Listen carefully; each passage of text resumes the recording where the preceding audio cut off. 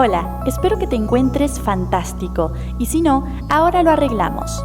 Me presento, mi nombre es Lara y hoy en el legado sumergido voy a revelarte evidencia exclusiva y definitiva sobre los Nephilim, estos antiguos semidioses híbridos de gran estatura y con cráneos muy alargados que podían vivir cientos de años y que gobernaron en tiempos antediluvianos en Europa, Asia y África. Estas extrañas mutaciones esparcidas por todo el mundo no se han encontrado en ninguna especie humana conocida, así que la antiquísima práctica de deformación artificial podría indudablemente encontrar su origen en aquellos individuos provenientes del cielo que poblaron las mitologías y que nuestros ancestros llamaron dioses.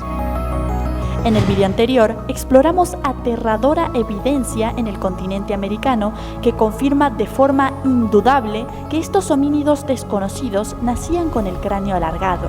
Pero en esta segunda parte nos vamos de viaje con ayuda del globo terráqueo a Rusia, Crimea, Egipto, Mesopotamia, India y Japón, para profundizar en los vestigios y pruebas más convincentes que podrían indicar incluso que fueron ellos los auténticos constructores de estos monumentos imposibles. ¿Estás listo para descubrir el secreto de la raza perdida?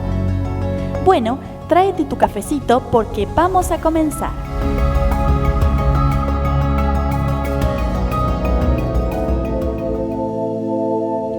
Nuestro primer paradero es el asentamiento de Gamursievsko, al suroeste de Rusia, entre los ríos Nasranka y Sunza.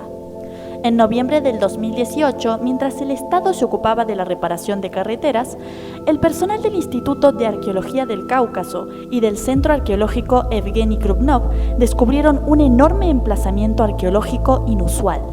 Se trata del famoso hallazgo de un esqueleto femenino con el cráneo alargado y el cuello ubicado un par de centímetros más atrás de lo habitual.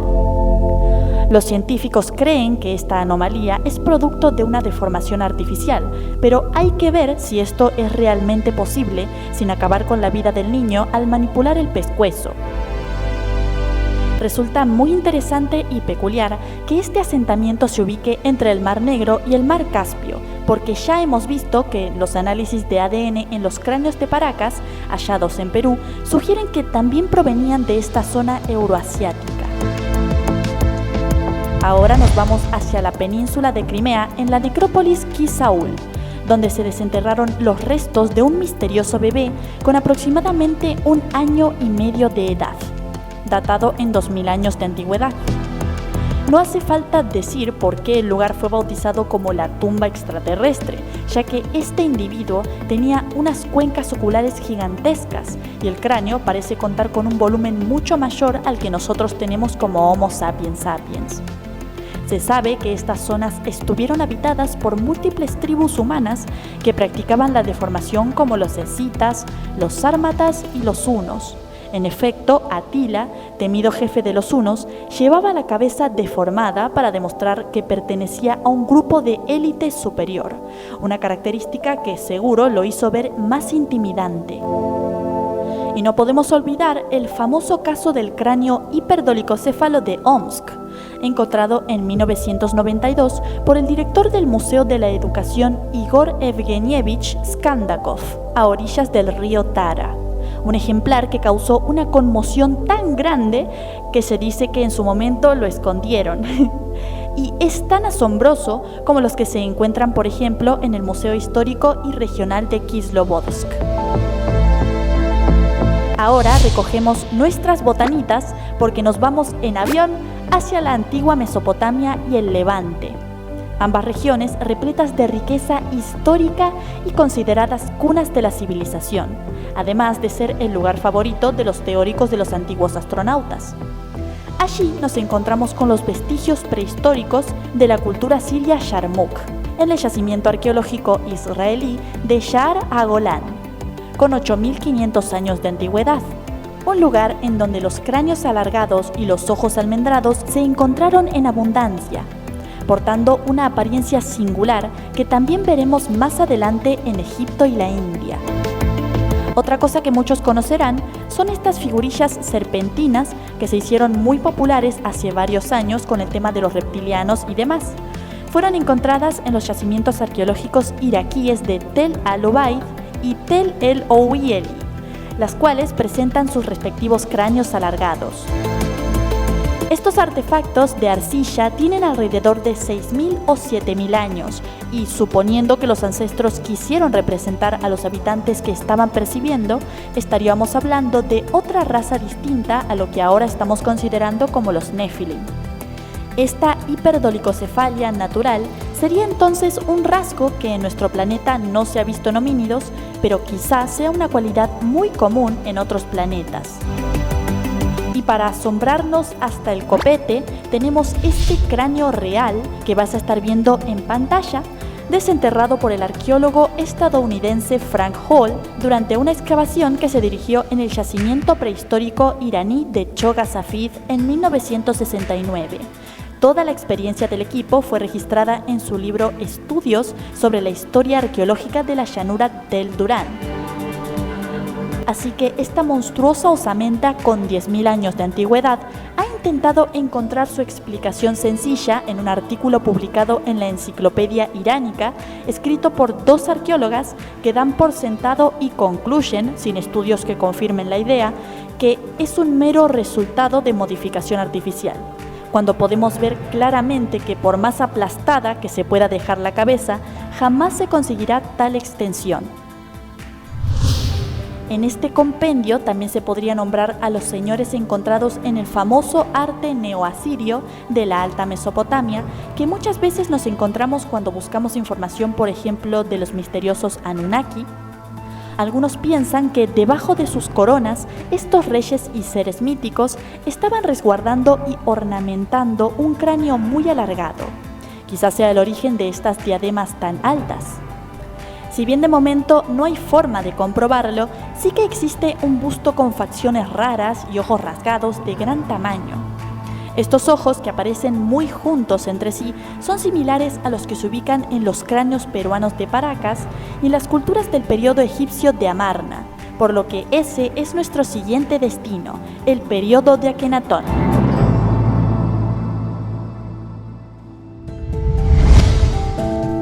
Akenatón gobernó Amarna hace alrededor de 3.800 años atrás, y solo de recordar su nombre nuestra mente se llena de preguntas sin respuesta.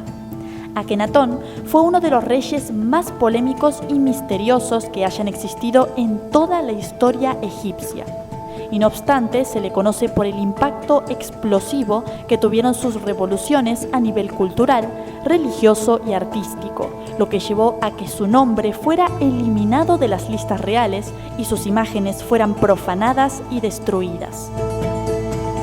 El objetivo era borrarlo de la historia para que nadie pueda recordar su existencia. De hecho, Akenatón fue en sí mismo una anomalía en las crónicas del país del Nilo. Su estilo artístico impuesto destaca especialmente por las características físicas tan extrañas que permitía incluso en sus propias representaciones, y que han llevado a los egiptólogos a cuestionar el estado de salud y la apariencia física del faraón. Todos conocemos las imágenes hiperdolicocéfalas que impregnan a la familia real de un matiz casi alienígena y sobrenatural, revelando la noción que Akenatón tenía de lo divino, y realmente él mismo se consideraba un dios en la tierra, cuando en realidad el papel clave del faraón es servir de canal entre los dioses y los hombres. Si bien sigue siendo cuestionable si Akenatón y su familia efectivamente tenían esta apariencia o solamente se identificaban con ella, lo cierto es que de alguna fuente que no conocemos obtuvo estas visiones idealizadas. Esta estatua de su esposa Nefertiti es muy reveladora. Los arqueólogos la llaman Nefertiti envejecida, pero tal vez esta sea la auténtica fisonomía de los cráneos naturalmente alargados. Y por si nos quedásemos cortos, en el Museo Louvre de Francia nos está esperando una estatua de Akenatón con un cuello todavía más largo. Seguramente nos hemos topado alguna vez con el llamado gigante egipcio. Estos diseños fueron realizados en una tumba del periodo Amarna descubierta en 2007 en la necrópolis de Saqqara, siendo lo más intrigante la forma en que este ser de cabeza elongada es adorado, y pareciera como si quisieran distinguir su gran altura. Pero el tesoro oculto que muy poca gente conoce es la estruendosa colección Mansur Amarna, recolectada por el anticuario egipcio Mansur Abd Sayyid Mansur en 1924, convirtiéndose en la colección privada de objetos del periodo Amarna más grande y misteriosa del mundo.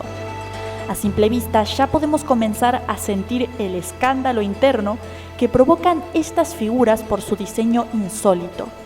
Pero de la misma manera en que muchos científicos han desacreditado a las momias de Nazca sin siquiera haberlas estudiado, basándose únicamente en el prejuicio que provoca a primera vista la información circulante, así ha sucedido con estas piezas, y sin embargo las muestras analizadas por expertos muy importantes como el bioquímico y científico forense Paul Kirk, el doctor en geología de la Universidad de Stanford Robert Compton, el doctor Leon Theodore Silver de la Universidad de California, quien estuvo involucrado en el Apolo 13, 15, 16 y 17 de la NASA, y el eminente doctor Harold Plenderleith, quien fue conservador del laboratorio del Museo Británico y director del Centro para el Estudio de la Preservación y Restauración de Bienes Culturales en Roma, entre muchos otros estudiosos que sustentan la legitimidad y la antigüedad de estos artefactos.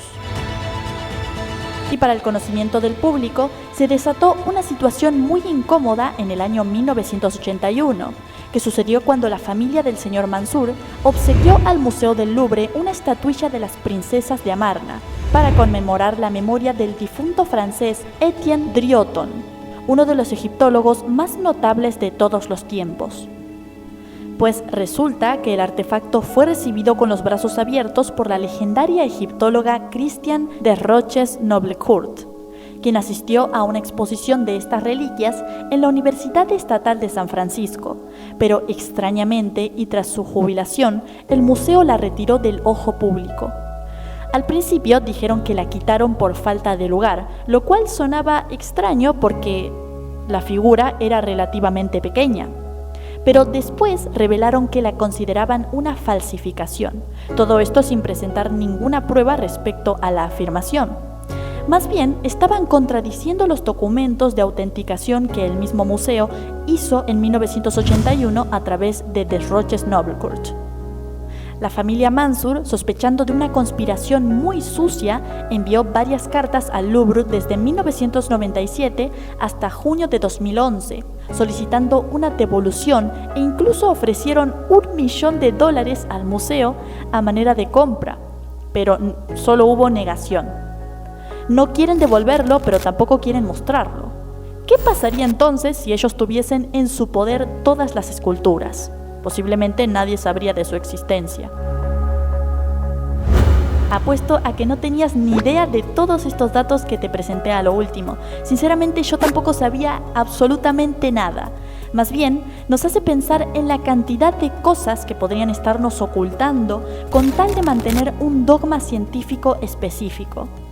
Pero volviendo a las inmediaciones del Antiguo Egipto, casi que no podemos evitar percatarnos de la enorme similitud que existe entre el diseño del portal de la mastaba egipcia del visir Mereruca y las puertas talladas en el templo Garapuri de la isla Elefante, dedicado a Shiva. Los relieves y cortes escalonados se repiten mucho en Egipto, Sudamérica y Mesopotamia, acompañados de seres divinizados con cráneos alargados. ¿Y por qué llegamos a esta conclusión? Sencillamente porque si observamos detenidamente la parte superior de las esculturas, veremos que aparece cubierta con mechones enrulados y cabello trenzado, que nos abre la posibilidad de suponer que tenían unas cabezas muy altas. Inclusive, otras esculturas parecen lucir un diseño de cabello y barba demasiado similar al que aparece en los relieves mesopotámicos, incluyendo estos ojos grandes y rasgados. Garapuri significa ciudad de cuevas, y en su interior se encuentra la piedra preciosa del templo, una colosal talla de 7 metros que simboliza la tríada de Shiva, y que por supuesto es un buen ejemplo para demostrar lo que estamos hablando.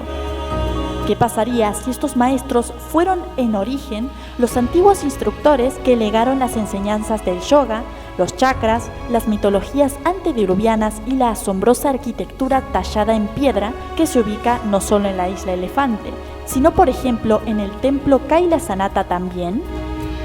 O más loco todavía, los intrincados grabados ubicados en el templo Hoysaleshwara. Cosas que hasta en la actualidad serían dificilísimas de hacer. ¿Cómo se explica esto? Definitivamente hubieron civilizaciones desaparecidas con una tecnología que ni hoy somos capaces de vislumbrar. Después de todo, el discurso común que encontramos en la gran mayoría de las culturas es que los dioses enseñaron a los hombres las artes y las ciencias. La inesperada relación entre las cabezas hiperdolicocéfalas y los obeliscos es otra idea que se contempla por evidencia encontrada en Stonehenge, erigido en Inglaterra, el templo de los obeliscos en el Líbano, muy cerca de Mesopotamia, y las figuras de la civilización mexicana Olmeca, descubiertas en 1955 por el arqueólogo Eduardo Contreras en la ciudad de La Venta. Estas piezas alargadas, que los estudiosos identifican como hachas, podrían bien representar 6 menires a modo de monumentos hacia el cráneo alargado que simbólicamente se extiende en dirección al cielo. Está más cerca de lo divino, donde dicen nuestros antiguos ancestros que vinieron los dioses. Y como dato curioso que posiblemente no conocías, en Japón existe una serie de seres celestiales muy antiguos y de gran longevidad que se los suele representar con el cráneo muy alargado. Estas entidades míticas son recordadas como los 7 dioses de la fortuna, o directamente como los inmortales. Se cuenta que el más famoso, Jurojin, que se traduce como el anciano de la longevidad, fue una figura histórica de gran estatura que vivió durante 1500 años. Así que, mis queridos exploradores de las profundidades, ¿qué les ha parecido el programa de hoy? Hemos encontrado cosas alucinantes y muchas de las que ni siquiera hemos oído hablar. Cuéntame en los comentarios si conoces otra historia o caso excepcional que podamos incluir en alguna investigación. No olvides que el propósito de El Legado Sumergido es brindarte un espacio con información bien documentada para que puedas saber en vez de solo creer. Dale like, comparte y suscríbete para no perderte información súper increíble. ¡Hasta la próxima!